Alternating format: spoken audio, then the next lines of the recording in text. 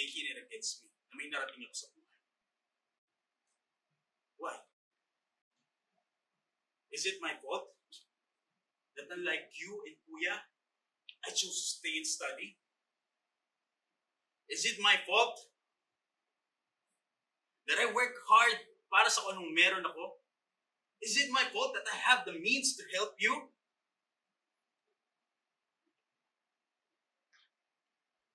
Do you even know what I went through? What I had to give up just to help you? Hindi. Hindi, di ba? Dahil ni isa sa inyo, wala naman nagtanong sa akin kung okay ako.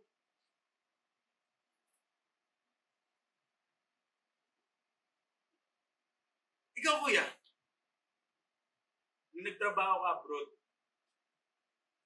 para makamit mo yung pangarap mo sa pagsasayaw,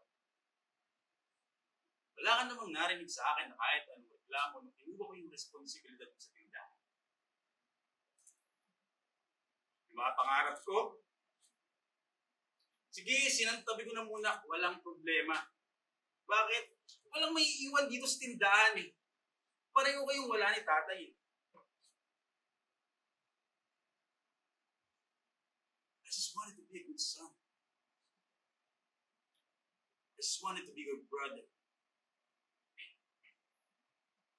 To the point that I couldn't even be a father to my son.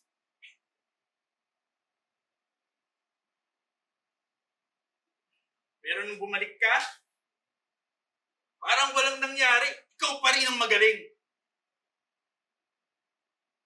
Pero okay lang yun. Desisyon ko namang umalis sa tindahan na yun eh. Alam mo bakit? Dahil pinag-uusapan ako ni tatay na mas kailangan mong tindahan. Kailangan mong tindahan. Kasi ikaw, asawa, na ako, wala.